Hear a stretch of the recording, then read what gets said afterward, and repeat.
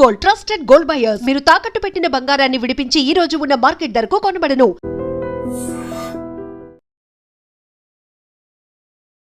మొదటగా శ్రీలంక, ఆ తర్వాత బంగ్లాదేశ్, ఇప్పుడు నేపాల్, నెక్స్ట్ భారతదేశానికే ఆ పరిస్థితి రాబోతోంది అనేటువంటి విశ్లేషణలు ఎందుకని వినిపిస్తున్నాయి?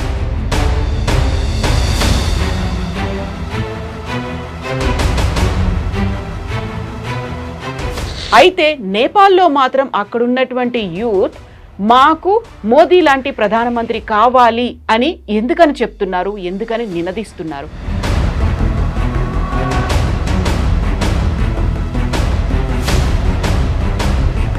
టూ 2008 నుంచి ఇప్పటికి 15 సార్లు ప్రధానమంత్రులు మారారు. సో అది ఒక సిచ్యువేషన్ అక్కడ నేపాల్లో.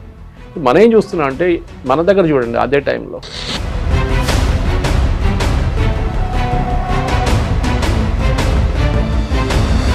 ఇక్కడే ఎందుకని ఇప్పుడు మోదీ లాంటి ప్రధానమంత్రి మాకు కావాలి అన్నట్టుగా మీరు చెప్పినట్టుగా రాచరిక వ్యవస్థ పోయింది, మేమంతా కంప్లీట్గా ఒక ప్రజాస్వామ్యం, ఒక లిబరల్గా మారాము అని చెప్పిన తర్వాత మాత్రమే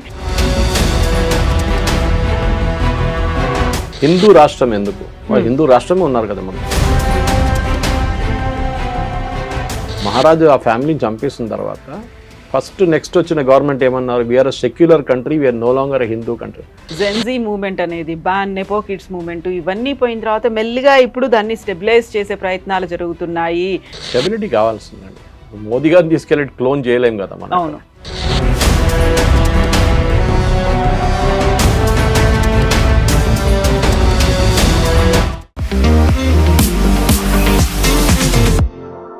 నమస్తే, నేను Kavitha. Welcome to I dream news and నిజాలు. మొదటగా శ్రీలంక, ఆ తర్వాత బంగ్లాదేశ్, ఇప్పుడు నేపాల్, నెక్స్ట్ భారతదేశానికే ఆ పరిస్థితి రాబోతోంది అనేటువంటి విశ్లేషణలు ఎందుకని వినిపిస్తున్నాయి? అలాంటి అన్రెస్ట్ మన దగ్గర కూడా ఉందా? అయితే నేపాల్లో మాత్రం అక్కడున్నటువంటి యూత్ మాకు మోదీ లాంటి ప్రధానమంత్రి కావాలి అని ఎందుకని చెప్తున్నారు, ఎందుకని నినదిస్తున్నారు? మనతో పాటుగా ఉన్నారు senior journalist Suresh Kochattil. Sir నమస్తే. నమస్తే సార్, నేపాల్ అయిపోయింది, అంతకుముందు బంగ్లాదేశ్, అంతకంటే ముందు శ్రీలంక, అక్కడంతా యూత్ ముందుకు వచ్చారు, ఒక అన్రెస్ట్ అనేది కనిపించింది. అలాంటి సిచ్యువేషన్ మన దగ్గర కూడా రాబోతోంది అనేటువంటి ఈ అంచనాలు, ఊహాగానాలు, విశ్లేషణలు ఎందుకని వస్తున్నాయి సార్? ఎందుకంటే ఒక ప్యాటర్న్ కనిపిస్తే మీకు ఎప్పుడు నెక్స్ట్ ప్యాటర్న్ 1, 2, 3, 4 అని కౌంట్ చేస్తారు. పాకిస్తాన్ మర్చిపోయాం మనం. పాకిస్తాన్ ఏం గొడవలు ఉండే ఇట్లాంటిది. Pakistan direct army take over చేసుకుంటారు. ఇప్పుడు కూడా అంతే సంగతి పాకిస్తాన్. యాయా ఖాన్ టైం నుంచి పర్వేజ్ ముషర్రఫ్ దాకా మనం దీన్ని ఇండివిజువల్గా అనలైజ్ చేయాల్సి వస్తుంది కవిత గారు. మెయిన్లీ ఫస్ట్ శ్రీలంక తీసుకుందాం. శ్రీలంకలో ఆ గొడవ ఎందుకు జరిగింది? ఫస్ట్ ఆఫ్ ఆల్ అక్కడ ప్రేమదాస కానివ్వండి, జయవర్ధనే కానివ్వండి, ఎల్టీటీతో ఉన్న ఆ యుద్ధం కానివ్వండి, దాంతో శ్రీలంక ఎకానమీ మొత్తం ధ్వంసం అయిపోయింది కంప్లీట్గా. వాళ్ళ మెయిన్ బిజినెస్ టూరిజం. కాఫీ కూడా ఉందనుకోండి, కానీ చాలా తక్కువ. అది అంత పెద్ద ఫారిన్ ఎక్స్చేంజ్ ఏం లేదు. Tourism was big governor. ఎప్పుడైనా మీ దేశంలో టెర్రరిస్ట్ యాక్టివిటీ ఉంటే టూరిస్టులు ఎందుకు వస్తారు? ఇప్పుడు పాకిస్తాన్కి ఎవరు వెళ్తారు? పిచ్చోళ్ళు వెళ్తారు పాకిస్తాన్, లేకుంటే ఆఫ్ఘనిస్తాన్. ఎవరు వెళ్తారు? లైఫ్ రిస్క్ తీసుకుని వెళ్ళేటోళ్ళు వెళ్తారు. కానీ శ్రీలంక కూడా అదే జరిగింది. దాని నుంచి బయటపడేటప్పటికి శ్రీలంక చాలా మటుకు లోన్స్ డిఫాల్ట్ చేశారు. మెయిన్లీ వాళ్ళు ఏం చేశారంటే చైనీస్ దగ్గర చాలా మటుకు అప్పు తీసుకున్నారు. బెల్ట్ అండ్ రోడ్ ఇనిషియేటివ్ అని చెప్పి చైనాకి హంబపోర్ట్ అప్పగించారు. వాళ్ళు అప్పగించలేదు, తీసుకున్న అప్పు వాళ్ళు తీసుకున్నారు, పోర్ట్ టేక్ ఓవర్ చేసుకున్నారు. అంతే. ఆ టైంలోనే అక్కడున్న యంగ్స్టర్స్ రోడ్డు మీద దిగారు. ఎందుకంటే పొలిటికల్ ఇన్స్టెబిలిటీ ఉంటాయి.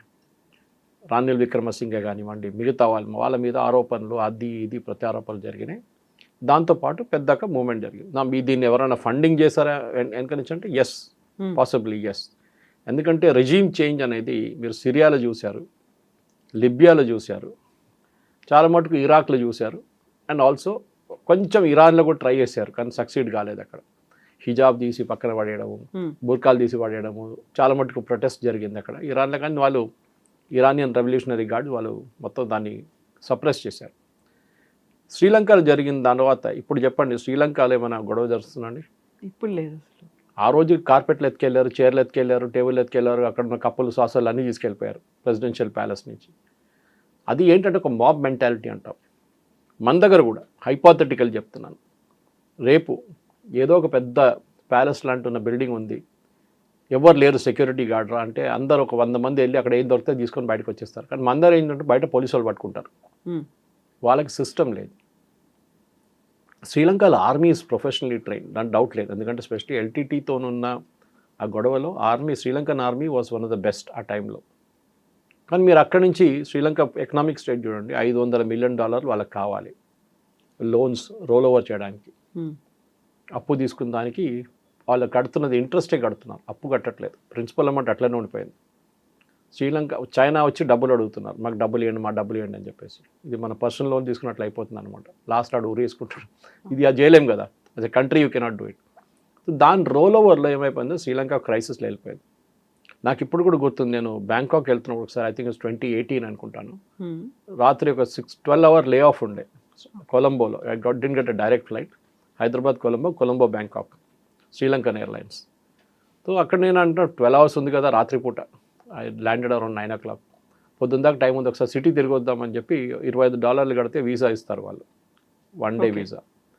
అప్పుడు వాళ్ళు అన్నారు, సార్ బయట గొడవ నడుస్తుంది పెద్దది, బుద్ధిస్టులు ముస్లింలు కొట్టుకుంటున్నారు అని. సో నేనన్నా అట్లా కూడా ఉంటుందా అని అడిగాను. ఆన్సర్ జరుగుతుంది, పెద్ద గొడవ ఉంది బయట, ఎందుకు మీరు వెళ్తారు, రిస్క్ అది, మీకు పొద్దున ఫ్లైట్ కూడా ఉంది, మీకు వెళ్ళకండి, ఇక్కడే ఉండిపోండి ఎయిర్పోర్ట్లో, సేఫెస్ట్ ప్లేస్ ఇస్ ఎయిర్పోర్ట్ అన్నారు. ఓకే అని ఉండిపోయాను అక్కడ. దానికన్నా మీకు గుర్తున్న చర్చ్లో ఒక బాంబింగ్ జరిగింది శ్రీలంక, చాలా మంది చనిపోయారు. 2018 అనుకుంటాను. సెక్యూరిటీ ల్యాబ్స్ చాలా ఉంటాయి. నేను 18 గురించి మాట్లాడాను, 19 ఇది. శ్రీలంకలో కంటిన్యూస్గా పొలిటికల్ ఇన్స్టెబిలిటీ ఉండే. ఏ దేశమైనా కానీ, బంగ్లాదేశ్, నేపాల్, శ్రీలంక, పాకిస్తాన్, పొలిటికల్ ఇన్స్టెబిలిటీ ఉన్నప్పుడు ఆ దేశం రిస్క్లో ఉంటుంది. ఇప్పుడు ఈ దేశాలన్నీ చిన్న చిన్న దేశాలు, మనం కంపేర్ చేస్తే మన ఉత్తరప్రదేశ్ సైజ్ కూడా ఉండదు శ్రీలంక, బంగ్లాదేశ్ కూడా అంతే. పాకిస్తాన్ ఓకే, ఒక ఉత్తరప్రదేశ్, బీహార్, ఎంపీ కలిపితే ఒక పాకిస్తాన్ తయారవుతారు. కానీ గొడవ జరిగింది ఈ 3 ప్లేస్లు, పాకిస్తాన్లో జరగలేదు. బంగ్లాదేశ్లో జరిగింది రిలీజియస్. సో ఈ $500 మిలియన్ గురించి మాట్లాడు శ్రీలంక, దాన్ని ఫినిష్ చేసేద్దాం ముందు. $500 మిలియన్ రోల్ ఓవర్ ఎవరు చేస్తున్నారు, ఇప్పుడు భారతదేశం చేస్తున్నారు. మొన్న కూడా వాళ్ళ కమ్యూనిస్ట్ ప్రైమ్ మినిస్టర్, ఇప్పుడున్న ప్రైమ్ మినిస్టర్ లెఫ్టిస్ట్, కమ్యూనిస్ట్ అని చెప్పలేము, లెఫ్టిస్ట్. అందరు అన్నారు ఆయన రాగానే కథం భారతదేశం అయిపోయింది, మళ్ళీ చైనాకి వెళ్ళిపోతాడు, చైనా దగ్గర వెళ్ళి డ్యాన్స్ చేస్తాడు అని చెప్పి. ఎక్కడికి వెళ్ళలేదు, స్ట్రైట్ వచ్చాడు భారతదేశానికి వచ్చాడు. అదే $500 మిలియన్ రోల్ ఓవర్ చేయమన్నారు మోదీ గారు, రిక్వెస్ట్ చేశారు. మన ఎస్బీఐతోనో మిగతా బ్యాంక్స్తోనో దాన్ని రోల్ ఓవర్ చేసేసాం. దాన్ని ఇదే సిచ్యువేషన్ ఇంకో సిచ్యువేషన్ మనకి మాలిలో జరిగింది, మాల్డీవ్స్లో. మాల్డీవ్స్ చైనా దగ్గర మొత్తం వెళ్ళిపోయారు, కంప్లీట్ ఇండియా అవుట్ అని చెప్పి క్యాంపెయిన్ నడిపించి వాళ్ళకి ఎలక్షన్ గెలిచారు. ఇండియా అక్కడి నుంచి అవుట్ అయిపోవాలి. Of course it has no relation to శ్రీలంకలో ఏం జరిగింది. అండ్ ఒక ఎగ్జాంపుల్ ఎందుకు ఇస్తున్నా అంటే, భారతదేశం వాళ్ళ ఇన్ఫ్లుయెన్స్ ఎక్కడెక్కడ యూజ్ చేస్తుందని అని చెప్పి. 6 నెలల తర్వాత చైనా వాళ్ళకి డబ్బులు ఇవ్వడం బంద్ చేసేసారు. అదే మొయిజు భారతదేశానికి వచ్చి మోదీ గారిని కలిసి, నాకు ఒక $50 మిలియన్ కావాలి, సౌదీ అరేబియా దగ్గర నుంచి అప్పులు తీసుకున్నాం మేము, అది కట్టాలని చెప్పారు. మోదీ గారు ఓకే అన్నారు, రోల్ ఓవర్ క్రెడిట్ ఇచ్చారు మన ఇండియన్ బ్యాంక్స్ నుంచి. నెక్స్ట్ ఒక 2 నెలల తర్వాత వచ్చి మళ్ళీ నాకు ఇంకో $50 మిలియన్ కావాలన్నారు. సరే ఇచ్చేద్దాం, మళ్ళీ ఇదన్నీ లోన్ కదా, ఎప్పుడో ఒక రోజు తిరిగి వస్తుంది. కానీ మనం కండిషన్ పెట్టాం, మా ఇండియన్ నేవీని తీసేయమన్నారు కదా, వాళ్ళు అక్కడే ఉంటారు, మీరు మాట్లాడకండి, మేము కూడా మాట్లాడాం. మన డార్నియర్ ఎయిర్క్రాఫ్ట్ కానీ మన హెలికాప్టర్ అక్కడ ఉంది, చైనాని వాచ్ చేయడానికి. వీళ్ళందరూ తీసేయాలని చెప్పి చేపించిన క్యాంపెయిన్ మొయిజుది ఎలక్షన్కి వెళ్ళడానికి. కానీ ఎలక్షన్ తర్వాత సిచ్యువేషన్ మొత్తం మారిపోయింది. బంగ్లాదేశ్కి వద్దాం. బంగ్లాదేశ్ మీరు స్టార్టింగ్ నుంచి చూడండి, బంగ్లాదేశ్ 71 క్రియేషన్ చెప్పొచ్చు మనం, దానికన్నా ముందు పాకిస్తాన్ చేతిలో. షేక్ ముజీబుర్ రెహమాన్ చంపింది మొత్తం ఒక కాన్స్పిరసీ ఉండే. దాంట్లో మన ఫెయిలియర్ చాలా పెద్దది. రీసెర్చ్ అండ్ అనాలిసిస్ వింగ్కి ఒక 2 రోజుల ముందే ఇన్ఫర్మేషన్ వచ్చేసింది, ముజీబుర్ రెహమాన్ మొత్తం ఫ్యామిలీని చంపేస్తారు వాళ్ళు. అక్కడ ఉన్న కొన్ని టెర్రరిస్ట్ గ్రూప్స్, టెర్రరిస్ట్ అని చెప్పలేము, ఆ టైంలో మిలిటెంట్ గ్రూప్స్ అని చెప్పొచ్చు. బంగ్లాదేశ్లో జరిగింది. మన హెలికాప్టర్ పంపించినా కానీ the helicopter didn't reach in time and Mujibur Rahman గారిని చంపేశారు. Only Sheikh Hasina escaped. ఫ్యామిలీలో తన ఒక్కదే, ఆమె I think she was not in Dhaka at that time. అప్పుడు దాని తర్వాత మనం చూసాం రెగ్యులర్గా ఇన్స్టెబిలిటీ. జియావుర్ రెహమాన్ అక్కడ కూడా ఆర్మీ రూల్ ఉండే, మళ్ళీ ఆమె వాళ్ళ హిజ్ వైఫ్ కేమ్ ఇన్. దాని తర్వాత షేక్ హసీనా. సరే అక్కడ ఎలక్షన్ అనేది బంగ్లాదేశ్ కానీ పాకిస్తాన్ కానీ ఎలక్షన్ అనేది నడవదు. అక్కడ మన రాహుల్ గాంధీ అక్కడ వెళ్ళి ఓట్ చోరీ అని చెప్పాలి, కానీ ఇక్కడ కాదు అది. అక్కడ ఎవరు కావాలంటే వాళ్ళు చేసుకుంటారు. అట్లా వాళ్ళకి ఎలక్ట్రానిక్ ఓటింగ్ లేదు, ఏం లేదు, బ్యాలెట్ పేపర్. ముందు బీహార్లో ఎలక్షన్ ఎట్లా నడుస్తుంటే అట్లనే ఉంటుంది, అని వేసి చాప్ కొట్టేసి వేస్తూనే ఉంటారు డబ్బలో. షేక్ హసీనా చేసిన చాలా తప్పులు ఉన్నాయి, దాంట్లో డౌట్ లేదు. కానీ బంగ్లాదేశ్ నడిపియాలంటే మీరు ఒక డిక్టేటర్ కావాలి మీకు అక్కడ. మనలా కాదు, డెమోక్రసీ కొంచెం ఎక్కువైపోతే కూడా ప్రాబ్లం అవుతుంది. సో అక్కడ Sheikh Hasina became a dictator. దాని వ్యతిరేకంగా అక్కడ ఉన్న ప్రజలు కోర్స్ ప్రొటెస్ట్ ఢాకా యూనివర్సిటీ నుంచే స్టార్ట్ అయింది అనుకోండి. ఇన్ఫ్యాక్ట్ 71లో మన బంగ్లాదేశ్ లిబరేషన్ స్టార్ట్ అయినప్పుడు కూడా ఒరిజినల్ ప్రొటెస్ట్ స్టార్ట్ అయింది ఢాకా యూనివర్సిటీ నుంచే. అప్పుడు కూడా యంగ్స్టర్స్ ఉన్నారు. సో మనందరూ జెన్జీ అని ఒక వర్డ్ యూజ్ చేస్తున్నారు వీళ్ళందరూ. It's మిస్కన్సీవ్డ్ word. జెన్జీ కాదు ఇది. ప్రాబ్లమ్స్ డిఫరెన్స్ ఉన్నాయి. బంగ్లాదేశ్లో రిలీజియస్ ఒక టాప్లింగ్ ఉండేది, అంటే భారతదేశం వ్యతిరేకంగా చేశారు. దానికోసం షేక్ హసీనా దుబాయ్కి వెళ్ళలేదు. ఆమె హిండన్ ఎయిర్ ఫోర్స్ బేస్కి వచ్చి పంజాబ్ దగ్గర, ఢిల్లీ దగ్గర, అక్కడి నుంచి she came back to wherever she is no. We don't know. మనకు ఇండియాలో ఉంది కానీ ఇండియన్ ఆర్మీ ప్రొటెక్షన్లో ఉన్నారు, ఇండియన్ గవర్నమెంట్ ప్రొటెక్షన్లో ఎక్కడ ఉందో మనకు తెలియదు. ఎందుకంటే ఒక టైంలో నేను చెన్నైలో చదువుతున్నప్పుడు, మెడ్రాస్ అప్పుడు, మా కాలేజ్ తరామణిలో ఉండే, హోటల్ మేనేజ్మెంట్ కాలేజ్. అక్కడి నుంచి ఒక కిలోమీటర్ దూరంలో ఒక పెద్ద బిల్డింగ్ ఉంది అడయార్ వైపు, ఇందిరానగర్ అని దాని పేరు. బకింగ్హామ్ కెనాల్స్ నుంచి క్రాస్ చేయగానే ఇందిరానగర్ స్టార్ట్ అయింది. అక్కడ పెద్ద ఒక బిల్డింగ్ ఉండే. దాని పక్క నుంచి ఎవరిని వెళ్ళనియరు. ఈవెన్ 300 మీటర్ దూరం కూడా ఎవరిని వెళ్ళి, మొత్తం ఇండియన్ ఆర్మీ గార్డ్ చేస్తున్నారు దాన్ని. ఎవర్రా అని చెప్పి మన తర్వాత మేము కనుక్కుంటే దాంట్లో వెల్లుపిల్ల ప్రభాకర్ ఉన్నారు దాంట్లో. That time he was being trained by India. అది సపరేట్ స్టోరీ. వేలుపిల్ల ప్రభాకర్ని మనం భస్మాసుర్ లాగా తయారు చేసాం, మన తల మీద తీసుకొచ్చి చేయబెట్టాడు లాస్ట్లో. వేలుపిల్ల ప్రభాకర్కి ట్రైనింగ్ మన హిమాచల్ ప్రదేశ్లో ఇచ్చాం. ఇదే ధను, రాజీవ్ గాంధీని చంపిన ధను కూడా అక్కడ ఉండే అదే టైంలో ట్రైనింగ్లో. మనం చేసిన అది దట్స్ కాంగ్రెస్ చేసిన పెద్ద ఒక తప్పది. Bangladesh finish story. Sri Lanka was a more of economic, Bangladesh political come religious. హిందువులు మీరు అత్యాచారాలు, హిందూ టెంపుల్స్ ధ్వంసం చేయడం, హిందూ ఫ్యామిలీస్ని చంపేయడం అంతా జరిగింది. ఒక ట్విన్ ఏం ఉండే అక్కడ, జమైతే ఇస్లామీ అక్కడ డామినెంట్ బ్యాక్గ్రౌండ్ ఫోర్స్.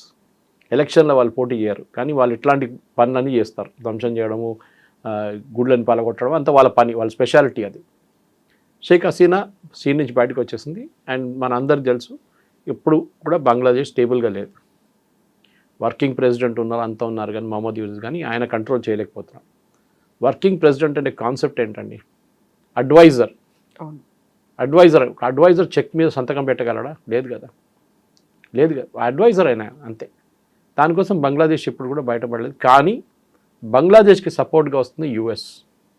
ఎందుకంటే యుఎస్కి బంగ్లాదేశ్లో బేస్లు కావాలి, నేవల్ బేస్. అక్కడ నుంచి మొత్తం బే ఆఫ్ బెంగాల్ నుంచి మలకా స్ట్రేట్స్ దాకా, విచ్ ఇస్ బియాండ్ అండమాన్స్, అక్కడి నుంచి మొత్తం వాచ్ చేసుకోవచ్చు. దానికోసం మయన్మార్లో కూడా యుఎస్ 2 బేసులు పెట్టుకున్నారు సీక్రెట్గా. అక్కడి నుంచి కూడా చైనాని మొత్తం వాళ్ళు ట్రాక్ చేయొచ్చు అన్నమాట. మయన్మార్లో కూడా ఇదే జరిగింది. మీరు చూస్తుంటారు, ఆంగ్ సాన్ సూచీ వచ్చింది, దాని తర్వాత దానికన్నా ముందు ఆర్మీ రూల్, దాని తర్వాత ఆంగ్ సాన్ సూచీ, తర్వాత మళ్ళీ ఆర్మీ రూల్, మళ్ళీ రేపు ఇంకో డెమోక్రసీ రాదు అక్కడ. ఎప్పుడు పనిచేయదు వాళ్ళ కంట్రీలో డెమోక్రసీ. బంగ్లాదేశ్ లాగానే. శ్రీలంకలో ఓకే అని చెప్పొచ్చు, జస్ట్ అబౌట్ ఓకే. పాకిస్తాన్ మళ్ళీ చెప్పక్కర, డిజాస్టర్ అది. నేపాల్ ఇంకో కేసు. ఇప్పుడు జరిగింది అదే కదా, మన నేపాల్ జరిగింది.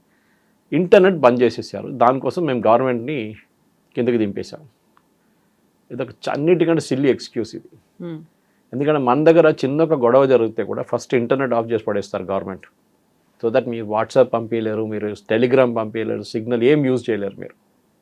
కొంతమంది VPN రూట్తో దాన్ని బైపాస్ చేస్తారు. అది సపరేట్ టెక్నాలజీ. అందరికి VPN రాదు, టెక్నాలజీ రాదు. సో మన దగ్గర నేపాల్లో మన జరిగిన గొడవ బేసిక్లీ అక్కడ ఎకనామిక్. అక్కడ యంగ్స్టర్స్కి ఉద్యోగాలు లేవు, అక్కడ హయ్యర్ టెక్నాలజీ ఇన్స్టిట్యూట్స్ ఎక్కువ లేవు. సో అక్కడ ఉన్న 2 ఫీల్డ్స్, వాళ్ళకి డబ్బులు వచ్చేది 2 ఫీల్డ్స్. ఒకటి టూరిజం, పశుపతినాథ్ కానివ్వండి, పోఖ్రా అటువైపు వెళ్ళినా కొన్ని టూరిస్ట్ స్పాట్స్ ఉంది, ట్రెక్కింగ్కి వస్తారు చాలామంది అక్కడికి. అది కాకుండా మౌంటైనరింగ్, ఎవరెస్ట్ బేస్ క్యాంప్ కానివ్వండి, ఎవరెస్ట్కి, కంచన్జంగా, ఇదన్నీ కవర్ చేయడానికి 2 వైపుల నుంచి వెళ్ళొచ్చు ఎవరెస్ట్కి. ఒకటి నేపాల్ వైపు నుంచి, ఇంకోటి చైనా వైపు నుంచి. సో ఎక్కడ వెళ్ళినా కానీ మీకు డబ్బులు కావాలి. ఎందుకంటే ఎవరెస్ట్ బేస్ క్యాంప్ కూడా మీకు ఒక 2-3 లక్షలు ఈజీగా ఖర్చు అవుతుంది. అది ఎవరెస్ట్ అంటే మనం చెప్పక్కర్లేదు, 20-25 లక్షల దాకా పోతుంది. ఎందుకంటే సపోర్ట్ సిస్టమ్ ఒకటి, గవర్నమెంట్ కట్టాల్సిన లైసెన్స్ ఫీ ఒకటి ఉంటుంది. అది కాకుండా మీరు ఎయిర్పోర్ట్లో దిగారు, ఏ ప్లేన్లో వచ్చారు, ఆ డబ్బులు కూడా ఆ కంపెనీది. అక్కడి నుంచి మీరు ట్యాక్సీ తీసుకున్నారు, అక్కడి నుంచి హోటల్కి వెళ్ళారు, ఎవ్రీబడి ఆ చైన్లో అందరు సంపాదించారు డబ్బులు. అది నేపాల్లో ఎర్త్క్వేక్ వచ్చిన తర్వాత, రెగ్యులర్గా ఇప్పుడు ఎర్త్క్వేక్స్ వస్తుంది నేపాల్లో. ఫస్ట్ వచ్చింది చాలా ఘోరమైంది. అప్పుడు మనం కూడా సహాయం చేసాం చాలా మటుకు. నేపాల్ ఎకానమీ మొత్తం అన్స్టేబుల్ అయిపోయింది. అక్కడే ప్రాబ్లం స్టార్ట్ అయ్యింది. ఉద్యోగాలు లేవు. ఉద్యోగాలు లేనప్పుడు ఏం చేస్తారు కవిత గారు? రోడ్డు మీద దిగుతారు. వాళ్ళు చాలా మటుకు 65 లక్షల మంది నేపాలీలు ఇండియాలో పనిచేస్తున్నారని చెప్పి అన్అఫీషియల్ ఎస్టిమేట్. అఫీషియల్ ఇంకా ఎక్కువ ఉంటుంది. అన్అఫీషియల్ ఎస్టిమేట్ 65 లక్షల మంది పనిచేస్తున్నారు భారతదేశంలో, దట్ టు లో ఎండ్ జాబ్స్. అక్కడ హై ఎండ్ జాబ్స్ చదువుకున్న పిల్లలు చాలామంది నేపాలీ పిల్లలు డార్జిలింగ్ వైపు వచ్చి చదువుకుంటారు, కొంతమంది బీహార్ యూపీలోని కాలేజీలు చదువుకుంటారు. వాళ్ళకు ఉద్యోగాలు రావాలంటే భారతదేశంలోనే పనిచేయాలి. అదంతా అన్ఆర్గనైజ్డ్ సెక్టార్లోనే వర్క్ చేస్తారు. కానీ ఇప్పుడు చదువుకున్న పిల్లలు ఉన్నారు, ముందట్లా కాదు. ఇప్పుడు మనం కూడా చూస్తారు, లాస్ట్ జనరేషన్ వీళ్ళు పొలాల్లో పనిచేసిన వాళ్ళు ఉంటారు. వాచ్మెన్ కూతురు దీనికన్నా నేను చెప్పాను మీకు ఒకసారి, ఎంబీఏ చేసింది ఆమె. సో ఆ నెక్స్ట్ జనరేషన్ చేంజ్ అయిపోతుంది. సో వాళ్ళు ఎంబీఏ చేసినప్పుడు ఉద్యోగం లేకుండా వాళ్ళు ఏం చేస్తారు, అది ప్రాబ్లం అనమాట. సో లాస్ట్ జనరేషన్ వాచ్మెన్గా పనిచేస్తాడు, ఇండియాలో వచ్చి ఇంకేదైనా పని చేసుకుంటాడు, కానీ వెల్డింగ్ పని ఏదో నేర్చుకుంటాడు. ఈ జనరేషన్కి ఎడ్యుకేషన్ వచ్చిన తర్వాత వాళ్ళకి ఉద్యోగాలు లేవు. ఎందుకంటే మనం ఒక పటాన్చెరు తీసుకెళ్ళి జీడిమెట్లా తీసుకెళ్ళి అక్కడ పెట్టలేం. Nepal it's highly seismic zone, earthquakes చాలా వస్తాయి అక్కడ. అక్కడ ఉన్న ఇండస్ట్రీ అంతే. నేపాల్లో కూడా అక్కడున్న డ్యామ్లు కట్టింది మనమే, భారత్ గవర్నమెంట్, ఇండియన్ గవర్నమెంటే కట్టారు. ఈవెన్ భూటాన్లో ఉన్న డ్యామ్స్ కూడా మనమే కట్టాం. మన డబ్బులతో కట్టి వాళ్ళ దగ్గర నుంచి ఎలక్ట్రిసిటీ తీసుకుంటాం మనం, వాళ్ళకి కావాల్సిన ఎలక్ట్రిసిటీ వాళ్ళు వాడుకుంటారు. సో నేపాల్లో జరిగింది ఒక ఎకనామిక్ ఇన్స్టెబిలిటీ. సో మనం శ్రీలంక చూసాం, బంగ్లాదేశ్ చూసాం, ఇప్పుడు నేపాల్ చూస్తున్నాం. ఇప్పుడు అందరూ ఏమంటున్నారు భారతదేశం నెక్స్ట్ అని. భారతదేశంలో ఎందుకు జరగదు అనేది చాలా సాలిడ్ రీజన్స్ ఉంది. ఒకటి, మన చాలా పెద్ద కంట్రీ, పాపులేషన్ వైజ్ అట్లీస్ట్ 140 కోట్ల మంది. రెండవది, మన సిస్టమ్స్ చాలా బాగుంది. ఇప్పుడు కూడా నేనే జ్యుడిషియరీని క్రిటిసైజ్ చేస్తాను, కానీ మొన్న మహారాష్ట్రలో ప్రొటెస్ట్ జరిగిన జ్యుడిషియరీ దిగారు. ఏంటి ఇంత గొడవ, ఖాళీ చేయమని చెప్పండి శివాజీ పార్క్ మైదానం అని చెప్పేసి వాళ్ళు ఆర్డర్ ఇచ్చారు. మూడవది, పొలిటికల్ పార్టీస్ కూడా మెచ్యూరిటీ ఉంది భారతదేశంలో. వాళ్ళకి తెలుసు, రాహుల్ గాంధీ ఆఫ్ కోర్స్ ఆయన్ని డిస్కౌంట్ చేసేయాలి, ఎందుకంటే ఆయనకి అసలు మెచ్యూరిటీ లేదు, ఓట్ చోర్ అని తిరుగుతుంటాడు. ఆయన చేసే ఒక ఆరోపణలే ఆయనకి ఇంపాక్ట్ ఆయనకి సరిగా అర్థం కావట్లేదు, దాని ఇంపాక్ట్ ఎక్కడికి వెళ్తుందని. కానీ భారతదేశంలో వీరు ఒక 2000 మందో 3000 పిల్లల్ని రోడ్డు మీద దింపి గొడవ చేయలేరు. పోలీసు వాళ్ళు కొడతారు ఫస్ట్ వచ్చి, దాని తర్వాత మీరు పట్టించుకోకపోతే ఆర్ఏఎఫ్ని పంపిస్తారు, వాడు వాటర్ క్యానన్ టీఆర్ గ్యాస్ కొడతాడు. మళ్ళీ మీరు సర్వైవ్ అయితే కూడా సిఆర్పిఎఫ్ వాడు వచ్చి కొడతాడు. సిఆర్పిఎఫ్ వాడు ఎట్లా ఉంటుందంటే, ఎప్పుడు కవిత గారు హైదరాబాద్లో పెట్టే సిఆర్పిఎఫ్ వాడు తమిళనాడు నుంచి వస్తాడు, వాడికి లాంగ్వేజ్ తెలియదు. మీరు వచ్చి నన్ను కొట్టకండి అని తెలుగులో చెప్తే కూడా వాడు కొడతాడు, అర్థం కాదు వాళ్ళకి. So that's a deliberate strategy. దానికోసం చూడండి, తిహార్ జైల్ గార్డ్ చేసేది తమిళనాడు స్పెషల్ బెటాలియన్, వాడికి హిందీ రాదు. సో కానీ రొటేట్ చేస్తున్నారు వాళ్ళు, కన్సిస్టెంట్గా ఉండనియరు అక్కడ. సో దట్ ఈస్ స్ట్రాటజీ అనమాట. సో మన దేశంలో ఒక స్ట్రక్చర్ అన్నీ కాకుంటే లాస్ట్లో కర్ఫ్యూ పెట్టి ఆర్మీకి ఇచ్చేస్తారు. మనం చూసాం చాలా మటు గుజరాత్ రైట్స్ నుంచి దానికి ముందు జరిగింది, హైదరాబాద్లో రైట్స్ జరిగింది ఎన్నోసార్లు. సో మన దగ్గర సిస్టమ్ ఉంది, ఏది తిప్పి కొట్టడానికి సిస్టమ్ ఉంది. మీరు వినకపోతే కొడతాం మిమ్మల్ని. నేపాల్లో కొట్టలేదు, బంగ్లాదేశ్లో కొట్టలేదు, వాళ్ళు ఏం కావాలంటే చేసుకోమని చెప్పారు వాళ్ళ దగ్గర. మన దేశంలో మీరు రాష్ట్రపతి భవన్ లోపల దూరడానికి ట్రై చేయండి, ఇంపాసిబుల్. వాళ్ళే రాష్ట్రపతి, వాళ్ళ ప్రెసిడెంట్ బాడీగార్డే చూసుకుంటారు మిమ్మల్ని. సో ఇట్లాంటి గుండాయిజం, సో ప్లెయిన్ గుండాయిజం, ఇంకేం జరగలేదు. ఏమో వాళ్ళు ఇప్పుడు రోడ్లు అంతా క్లీన్ చేస్తున్నారు, ఎంత మంచి పిల్లలు చూడండి అని చెప్పి వాళ్ళు స్టోరీ చేస్తున్నారు. అంతా పై మీరు అన్నీ తగలబెట్టిన తర్వాత మళ్ళీ ఇంకేంటండి రిపేర్ చేయడము. It's over. మీ ఇమేజ్ పోయింది. నేపాల్ నెక్స్ట్ 10 years, సరే వాళ్ళకి ఇంకో డిమాండ్ ఏంటంటే వారు రాజుని తీసుకురావాలి. We want monarchy back. ఎందుకంటే నేపాల్ ఒరిజినల్గా మీకు గుర్తుండే కవిత గారు, కింగ్ బీరేంద్ర ఆ టైంలో ఉన్నప్పుడు కూడా it was a Hindu kingdom, ఒఫిషియల్గా Hindu kingdom, as much as Britain is a Protestant country అని వాళ్ళ దాంట్లో ఉంది. That is Protestant church. మొన్న యుఎస్ స్టేట్ డిపార్ట్మెంట్ ఒక నోట్ కూడా ఇష్యూ చేశారు, that we are a Catholic country, Christian Catholic country అని చెప్పి వాళ్ళు చాలా క్లియర్గా, అంటే వాళ్ళు బ్యాప్టిస్ట్ ఎక్కువ వాళ్ళు యూఎస్లో, కానీ క్రిస్టియన్ కంట్రీ అని చెప్పి స్టేట్ డిపార్ట్మెంట్ నోటిఫికేషన్ ఇష్యూ చేశారు. మన భారతదేశంలో ఆలోచించండి, మనం హిందూ కంట్రీ అనగానే బాప్రే ఇక్కడ గొడవ, సెక్యులరిజం ఏమైంది, చనిపోయిందా, సెక్యులరిజం ఎక్కడ పోయింది అని చెప్పేసి. నేపాల్లో till the monarchy was there, Nepal చాలా స్టేబుల్గా ఉండదు, మీకు గుర్తుంటుంది, పెద్ద ప్రాబ్లం ఏం లేకుండే. ఇప్పుడు 15 ప్రధానమంత్రులు 16 సంవత్సరాల్లో మారుతుంటారు, ఓలీ పోతారు, ప్రచండ వస్తారు, ప్రచండ పోతారు, ఓలీ వస్తారు, మళ్ళీ ప్రచండ వస్తారు, మళ్ళీ ఇంకేదో వస్తారు, షేర్ బహదూర్ అందరూ వస్తూ పోతూనే ఉంటారు. ఎవరు ప్రధానమంత్రి అంటే మనకు వీ డోంట్ నో. ఆ స్టేట్లో ఉన్నారన్నమాట Nepal. So political instability, economic instability, unemployment, ఈ 3 కలిసి మొన్న జరిగిన గొడవ. సొల్యూషన్ అని చెప్పండి. ఇప్పుడు 2008 నుంచి ఇప్పటికి 15 సార్లు ప్రధానమంత్రులు మారారు. సో అది ఒక సిచ్యువేషన్ అక్కడ నేపాల్లో. సో మనం ఏం చూస్తున్నాం అంటే, మన దగ్గర చూడండి, అదే టైంలో నెహ్రూ టైం స్టెబిలిటీ చాలా మంచి పెద్ద రూల్ ఉండే 64 దాకా. ఇందిరాగాంధీ నడిమిట్లో ఒకసారి ఎమర్జెన్సీ టైంలో ఓడిపోయినా కానీ షీ వాజ్ దేర్ టిల్ 84. నడిమిట్లో లాల్ బహదూర్ శాస్త్రి గారు చాలా తక్కువ. దాని తర్వాత చిన్నగా ఇన్స్టెబిలిటీ ఉండే, చంద్రశేఖర్, దేవగౌడ, ఇందర్ కుమార్ గుజ్రాల్, కోయిలేషన్ గవర్నమెంట్. దాని తర్వాత వాజ్పేయి తర్వాత నరసింహరావు తర్వాత మన్మోహన్ సింగ్ తర్వాత మోదీ. మన్మోహన్ సింగ్ 10 సంవత్సరాలు, నరసింహరావు గారు 5 సంవత్సరాలు, వాజ్పేయి గారు 5 సంవత్సరాలు, మోదీ గారు 11 years. మన దగ్గర పొలిటికల్ స్టెబిలిటీ ఉంది.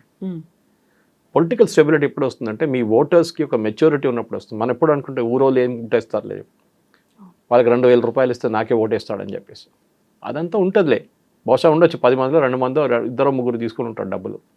కానీ at the end of the day మన డెమోక్రసీ సర్వైవ్ అయింది ఇన్ని సంవత్సరాల నుంచి. We are the world's biggest democracy. అట్లా పాపులేషన్ వైజ్ 100 కోట్ల ఓటర్స్ ఉన్నారు మన దగ్గర. ఇప్పుడు 140 కోట్ల పాపులేషన్, 100 కోట్ల మంది ఓటేస్తారు. Technical they are capable of voting. అది బంగ్లాదేశ్లో లేదు. మీరు బంగ్లాదేశ్లో లాస్ట్ ఎలక్షన్ ఎప్పుడు విన్నారండి? షేక్ హసీనా గెలిచిన ఎలక్షన్. నేపాల్ ఎప్పుడైనా ఎలక్షన్ గురించి విన్నారా? శ్రీలంకలో, ఈ భారతదేశంలో ఎలక్షన్ కన్నా పెద్ద పండుగ మన దగ్గర. ఇక్కడ 2024 కానివ్వండి, దాని ముందు 2019 కానీ, దాని ముందు 2014 కానివ్వండి, పెద్ద పండుగలాగా చేస్తారు మన ఎలక్షన్ అనమాట. Entire world watches with this. మొత్తం లోకం చూస్తూనే ఉంటారు ఏం జరుగుతుందో భారతదేశంలో అని చెప్పి. ఎంత స్మూత్గా నడిపిస్తారు ఎలక్షన్ ఇక్కడ అని. ఆ స్మూత్నెస్ మీకు ఎక్కడ లేదు. సో పొలిటికల్ దానికోసం మీరు అడిగిన ప్రశ్నలో ఒక క్వశ్చన్ కూడా అదే ఉండే, మోదీ గారు కావాలి మాకు. అది నేను చూసాను, ఆ వీడియో చూసాను యూట్యూబ్లో.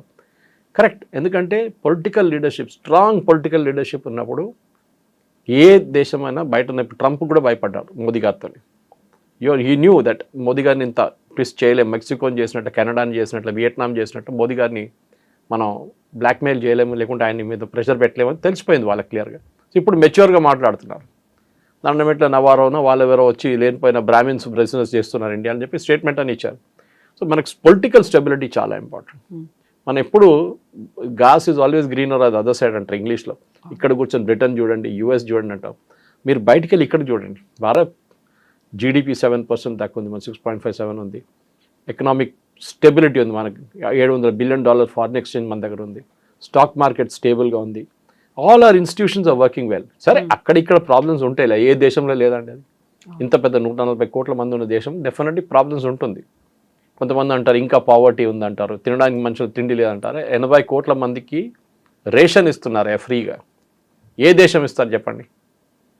వాళ్ళు పాకెట్ నుంచి ఖర్చు పెట్టేపోయే 3,000 రూపాయలు, 4,000 రూపాయలు, 5,000 రూపాయలు బియ్యం కొనడానికి, పప్పు కొనడానికి, మిగతా ఐటమ్ కొనడానికి ఇప్పుడు వాళ్ళు సేవింగ్ చేసుకుంటున్నారు. మన పేదోళ్ళ గురించి మాట్లాడుతాం. వాళ్ళకి సేవింగ్ క్యాష్ ఉంటుంది వాళ్ళ చేతిలో.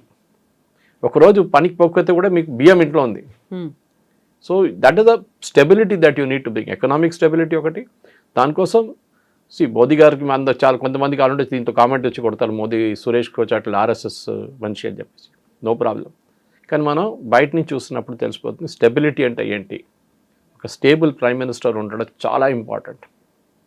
ట్రంప్ని చూసి చాలామంది నవ్వుతున్నారు ఇప్పుడు, ఎందుకంటే ఈజ్ అన్ప్రెడిక్టబుల్. ఒకరోజు ఒకడంటాడు, పిల్లి నల్లదంటాడు, నెక్స్ట్ డే అంటే కాదు కదా అది పిల్లి తెల్లదంటాడు. మారిపోతుంది ఆయన డైలాగులు అన్నమాట. మోదీ గారు అట్లా కాదు. మోదీ గారు స్టేబుల్గా ఫంక్షన్ చేస్తున్నారు. ఇక్కడ ముందు మన్మోహన్ సింగ్ గారు కూడా చేశారు, కానీ అంత పవర్ లేకుండే ఆయన దగ్గర. మోదీ గారి దగ్గర ఉండే డిసిషన్ మేకింగ్ పవర్ లేకుండే. ఎందుకంటే decision making power Sonia Gandhi దగ్గర ఉండే. సో ఆ ఒక స్టెబిలిటీ భారతదేశంలో ఉన్నప్పుడు దాకా మనకి నేపాల్లో జరిగింది కానీ, శ్రీలంకలో జరిగింది కానీ, దాని తర్వాత బంగ్లాదేశ్లో జరిగింది ఎక్కడ మన దేశంలో జరగదు. That is taken for granted. అన్నిటికంటే important, before I miss the point is, మన ఆర్మీ ఈజ్ పొలిటికలీ న్యూట్రల్. ఇవాళ దాకా మన ఆర్మీ ఏ పొలిటికల్ ఇన్సిడెంట్లో కూడా వాళ్ళు ఎప్పుడు వైలేట్ చేయలేదు. ఆపరేషన్ బ్లూ స్టార్ టైంలో కొంచెం ప్రాబ్లం ఉండే సిక్ రెజిమెంటల్ సెంటర్లో, అది కానీ అది సార్ట్అవుట్ చేసుకున్నారు అప్పుడే. కానీ మన ఆర్మీ ఎప్పుడు ఇంటర్ఫియర్ కారు. ఇవాళ దాకా మీరు ఏదో భూకంపం వచ్చినా కానీ, వరదలు వచ్చినా కానీ ఆర్మీ వాళ్ళు కనిపిస్తారు. వాళ్ళు అదర్వైజ్ సివిలియన్తోని వాళ్ళకి ఎక్కువ టచ్ ఉండదు. వాళ్ళు పని చేసుకుంటారు, వాళ్ళు ఇచ్చిన మ్యాండేట్ చూసుకుంటారు. ఆపరేషన్ సింధూర్ లాంటి ఒక చిన్న ఘర్షణ జరిగితే అది చూసుకోమన్నారు, అదంతా వాళ్ళు చేశారు బాగానే. సో ఇండియన్ ఆర్మ్ ఫోర్సెస్ వాళ్ళ పని వాళ్ళు చూసుకుంటున్నారు, వాళ్ళు పొలిటిక్స్కి రారు.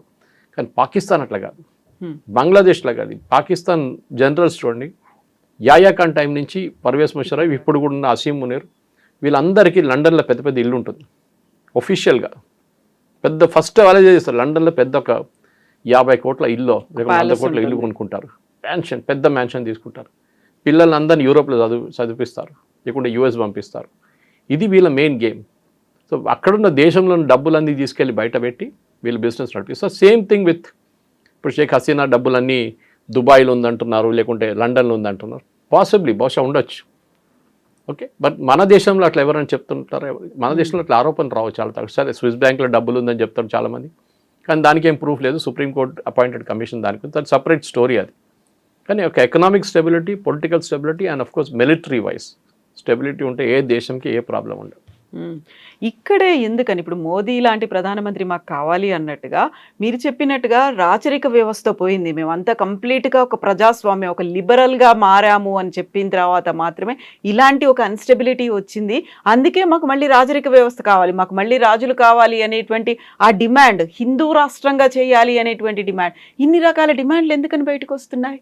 స్టెప్ బై స్టెప్ చూద్దామండి. హిందూ రాష్ట్రం ఎందుకు? హిందూ రాష్ట్రమే ఉన్నారు కదా ముందు. అవును, మహారాజు ఆ ఫ్యామిలీని చంపేసిన తర్వాత ఫస్ట్ నెక్స్ట్ వచ్చిన గవర్నమెంట్ ఏమన్నారు? We are a secular country, we are no longer a Hindu country. ఆ రోజు ప్రాబ్లమ్స్ మొదలైంది నేపాల్ది. ఎందుకంటే నేపాల్ ఎప్పుడు కూడా చూడండి, వాళ్ళ ప్రధానమంత్రి, ఇప్పుడు కాబోయే ప్రధానమంత్రి, she was chief judge or something like that. ఆమె చూడండి సింధూర్ పెట్టుకొని, she is typical Hindu, no apologies, bindi పెట్టుకొని సింధూర్ పెట్టుకొని ఉన్నారు. అది Nepal, that is Nepal. Okay, కానీ మీరు ఆ నేపాల్ని మార్చి మేము సెక్యులర్, ఇక్కడ మేము హిందూ భాష, హిందూ రిలీజన్, ఇస్లాం, క్రిస్టియానిటీ అన్నీ నడుస్తుందంటే కాదు. సారీ, మన భారతదేశంలో ఇప్పుడు కూడా భయపడుతున్నాం that we to say that we are Hindu country. 5,000 సంవత్సరాల ముందు హిందువులు ఉన్నారు ఇక్కడ. ఇస్లాం లేకుండే, క్రిస్టియానిటీ లేకుండే ఆ టైంలో. ఓకే, క్రిస్టియానిటీ ఎప్పుడు వచ్చింది? 2,000 సంవత్సరాలు అయింది అంతే. ఇస్లాం 1,500 సంవత్సరాలు అయింది. Our unbroken civilisation is there from 5,000 years. Kashi కానివ్వండి, మీరు మిగతా ప్లేసెస్ చూడండి, మనకు అప్పటి నుంచి ఉంది. మన మ్యాథమెటిక్స్ కానివ్వండి, మన సైంటిఫిక్ అచీవ్మెంట్స్ కానివ్వండి, ఏదైనా మన రాజులు, చోళాలు, పాండ్యాలు, ఇక్కడ శివాజీ మహారాజ్ అంతా వీళ్ళంతా రీసెంట్ అనుకోండి, శివాజీ అంతా, కానీ వాళ్ళు చాలా పాతది వాళ్ళది. సో వీఆర్ ఒక అన్బ్రోకెన్ సివిలైజేషన్ ఉంది మన దగ్గర.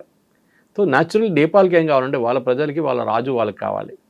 సో రాజు రాజ్యం నడిపిస్తాడు కాదు, is a figure head, stability, ఆయన ఉన్నారు లేదు మా కోసం అని చెప్పి. థాయిలాండ్లో ఇప్పుడు కూడా అక్కడ ఉన్న రాజు is the 10th king in the line. ఆయన పేరు పెద్ద ఉంటుంది, సంస్కృతం ఉంటుంది మోస్ట్. దాంతోపాటు అక్కడ even they use the local Thai dialect also in that. కానీ అన్నిటికంటే ఇప్పుడు ఆయన title alias is Rama the 10th. అంటే వాళ్ళు వాట్ దే బిలీవ్ ఇస్, మేము రామా నుంచి, లార్డ్ రామా నుంచి వచ్చిన లైనేజ్ మాది, ఇప్పుడున్న రాజు 10th ఇన్ దట్ లైన్. మనం భారతదేశంలో చెప్తామండి అది. వాళ్ళ పాత క్యాపిటల్ పేరు అయోధ్య, ఇప్పుడు కూడా ఉంది, చాలా బాగుంది. నేను వెళ్ళి చూసాను, నేను బ్యాంకాక్లో పనిచేస్తున్నప్పుడు వెళ్ళాను. అక్కడ బ్యాంకాక్ నుంచి 100 కిలోమీటర్ దూరం ఉంటుంది. అది ఖెమెర్, అప్పుడున్న బర్మీస్ ఆర్మీ వచ్చి అటాక్ చేసి మొత్తం ధ్వంసం చేశారు. So they shifted to Bangkok after that. Culture preserve చేశారు వాళ్ళు. నేపాల్ కూడా కల్చర్ ఉండే, కానీ ఈ ఏం చెప్తారు, మన ప్రచండ వచ్చిన తర్వాత కమ్యూనిజం వచ్చి పెద్ద ఇదంతా అయిపోయింది, ఇది రిలీజన్ మాకు అక్కర్లేదని చెప్పినప్పుడు నేపాలీస్ పబ్లిక్ కంప్లీట్గా డిసొల్యూషన్ అయిపోయారు. మదేశీలు అని చెప్పి ఇంకొక కమ్యూనిటీ ఉంది మన ఇండియా వైపు నుంచి వెళ్ళేది, హిందూ కమ్యూనిటీ, కానీ ఇండియన్స్ మోస్ట్లీ అక్కడ సెటిల్ అయిన వాళ్ళు కూడా రెబెల్ చేశారు కొన్ని సంవత్సరాల ముందు. 6 నెలల ముందు మహారాజా రావాలని చెప్పి ప్రొసెషన్ తీశారు. పెద్ద గొడవ జరిగింది అక్కడ, పోలీస్ లాఠీ చార్జ్ అంతా జరిగింది. కానీ ఇప్పుడు వచ్చిన మార్పుల్లో రాజాను తీసుకొస్తే yes, it's a good sign. కానీ హిందూ రాష్ట్రం డెఫినెట్గా అక్కడున్న ప్రజలకు కావాలి, అది ఇవ్వాల్సిందే, అది ఇచ్చే తీరుతుంది. లేకుంటే మళ్ళీ ఈ ప్రాబ్లం మళ్ళీ మీకు పైకి వస్తుంది.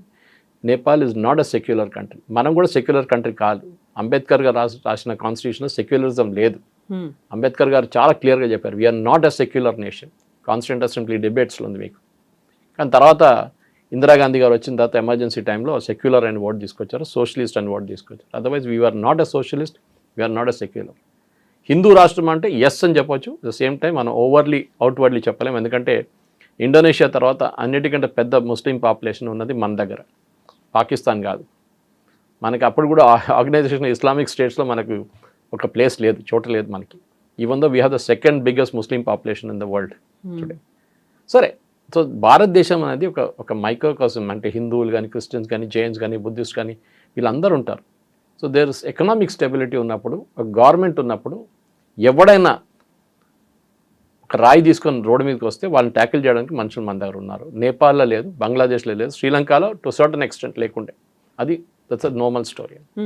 సో అప్పుడు జెన్జీ మూవ్మెంట్ అనేది బ్యాన్ నెపో కిడ్స్ మూవ్మెంట్ ఇవన్నీ పోయిన తర్వాత మెల్లిగా ఇప్పుడు దాన్ని స్టెబిలైజ్ చేసే ప్రయత్నాలు జరుగుతున్నాయి, సబ్సిడైజ్ అయింది అనుకున్నటువంటి ఆ క్రైసిస్ కాస్త నెక్స్ట్ ఏమవుతుంది అంటారు? నిజంగానే ఒక హిందూ రాష్ట్రంగా మారుతుందా, మళ్ళీ ఒక రాజులు వస్తారా, లేకుంటే ఒక మోదీ లాంటి ఒక పర్సన్ అక్కడ ఏమన్నా సెలెక్ట్ చేసుకుంటారంటారా? స్టెబిలిటీ కావాల్సిందండి. మోదీ గారిని తీసుకెళ్ళి క్లోన్ చేయలేం కదా మనం. అవును. కానీ మొన్న అక్కడ ఆర్మీ చీఫ్ ఒక స్పీచ్ ఇచ్చారు ఆ రోజు స్టెబిలిటీ కోసం. ఆయన వెనక ఒక ఫోటో ఉంది రాజుది.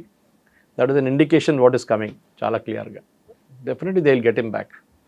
దాని తర్వాత నెక్స్ట్ స్టెప్ ఏంటంటే ఒక కేర్ టేకర్ గవర్నమెంట్. బంగ్లాదేశ్లో చేసిన తప్పు ఇక్కడ చేయకూడదు. నేపాల్లో, బంగ్లాదేశ్లో ఇప్పుడు కూడా ఎలక్షన్ పెట్టడానికి భయపడుతున్నారు. ఎందుకంటే నెక్స్ట్ గొడవ ఏం మొదలవుతుందో తెలియదు అని చెప్పేసి. ఇప్పుడు షేక్ హసీనా వాళ్ళ పార్టీ వాళ్ళు దిగుతారు రోడ్డు మీద అని భయపడుతున్నారు. ఎందుకంటే అటువైపు మన పాకిస్తాన్ చూస్తున్న జోక్ అది అన్నిటికంటే పెద్ద డెమోక్రటిక్ జోక్ అది. అక్కడ గెలిచిన ప్రధానమంత్రి జైల్లో ఉన్నాడు, అంటే గెలిచిన క్యాండిడేట్ ప్రధానమంత్రి కావాల్సిన జైల్లో ఉన్నాడు ఇమ్రాన్ ఖాన్. ఓడిపోయిన షబాజ్ షరీఫ్ ప్రధానమంత్రి అయిపోయాడు. అది పాకిస్తాన్ డెమోక్రసీ. అది అక్కడ ఆర్మీ డిసైడ్ చేస్తారు అన్ని, ఎవరు ఉండాలి ఎవరు ఉండకూడదని ఆర్మీ డిసైడ్ చేస్తారు. మన దగ్గర ఆర్మీ ఎప్పుడైనా నెవర్. ఏదో ఒకసారి జనరల్ వికే సింగ్ ఉన్నప్పుడు మీరట్ నుంచి కొన్ని ట్రక్స్ వస్తుందని చెప్పి శేఖర్ గుప్తా పెద్ద గొడవ చేసి స్టోరీ రాశారు ఇండియన్ ఎక్స్ప్రెస్లో. కూ జరుగుతుంది ఢిల్లీలో, గవర్నమెంట్ టేక్ ఓవర్ చేస్తున్నారని చెప్పి. ఇది వీళ్ళ గొడవ ఇప్పుడు ఉన్నది. మొన్న కూడా ఎవరో నాకు ట్వీట్ పంపించి, అరే పాకిస్తాన్ హ్యాండిల్స్ అందరు చెప్తున్నారు Indian army is one happy with Modi అని. ఇండియన్ ఆపరేషన్ సింధూర్ సమయంలో గొడవలు జరిగాయి ఇద్దరి మధ్యలో అనేది. So there is nothing of that sir. Indian army అపొలిటికల్గా ఉంటుంది. ఒకటి మన కమాండ్ స్ట్రక్చర్ డివైడ్ ఉంది. పాకిస్తాన్లో అసీం మునీర్ ఆర్మీ చీఫ్ ఉన్నారు. నేవీ చీఫ్ పేరు చెప్పండి నాకు, ఎయిర్ ఫోర్స్ చీఫ్ పేరు చెప్పండి. ఓన్లీ ఆర్మీయే వినిపిస్తుంది అంతే. మన దగ్గర అట్లాగా మన దగ్గర డివిజన్ ఆఫ్ కమాండ్ ఉంది. మన దగ్గర సిడిఎస్ ఉన్నారు, దాని తర్వాత ఆర్మీ, ఎయిర్ ఫోర్స్, నేవీ, దాని తర్వాత పారామిలిటరీ ఫోర్సెస్. సో మనకు ఒక స్ట్రక్చర్ ఉంది మన దగ్గర. వీళ్ళకి స్ట్రక్చర్ లేదు. ఇంకోటి మన దగ్గర డెమోక్రటిక్ ఇన్స్టిట్యూషన్స్ ఇంకా పనిచేస్తుంది. పాకిస్తాన్లో ఏ కోర్టు పనిచేయదు సరిగా. నేపాల్లో అయితే మర్చిపోండి. బంగ్లాదేశ్లో అసలు కోర్టులే లేవు. ఏదో పేరు కోసం వాళ్ళ కోర్టులు పెట్టుకున్నారు కానీ అది లేదు. So we are still have institution మన దగ్గర ఉండి. బ్రిటిష్ వాళ్ళు ఇచ్చి వెళ్ళారు కానీ దాంట్లో చాలా మటుకు లోపాలు ఉన్నాయి. కానీ స్లోలీ వీఆర్ చేంజింగ్, దాన్ని మార్చుతున్నాం మనం. We are not perfect, nobody is perfect. ఏ దేశం పర్ఫెక్ట్ అని చెప్పండి. బ్రిటన్ సంగతి చూడండి, ఇప్పుడు మొత్తం ఎకానమీ వాళ్ళ ధ్వంసం, కంప్లీట్గా ఏం లేదు ఎకానమీ వాళ్ళది ఇప్పుడు. ఫ్రాన్స్ కూడా అంతే. జర్మనీలో కొంచెం ఫ్రెంచ్ గవర్నమెంటే పడిపోయింది మొన్న. జపాన్ చూడండి, జపనీస్ ప్రైమ్ మినిస్టర్ రిజైన్ చేసేసారు. లోకంలో ఎక్కడని చూడండి అన్ని ప్లేస్లో ఇన్స్టెబిలిటీ ఉంది. కానీ మన దగ్గర ఒక ఐలాండ్ ఆఫ్ స్టెబిలిటీ ఉంది India, and that is very important. Yes sir, thank you so much. Thank you. And don't forget to subscribe to iDream. And for more videos, Please subscribe to iDream. Please subscribe to iDream. Please subscribe iDream. And please subscribe to iDream. For more videos, subscribe to iDream. please like, share and subscribe to the channel. Congratulations, iDream. Subscribe to iDream. Subscribe to iDream. So subscribe to iDream Media. iDream ki iDream team andarki huge congratulations. Please subscribe iDream Media. Please subscribe to iDream. Subscribe iDream. Please subscribe to iDream.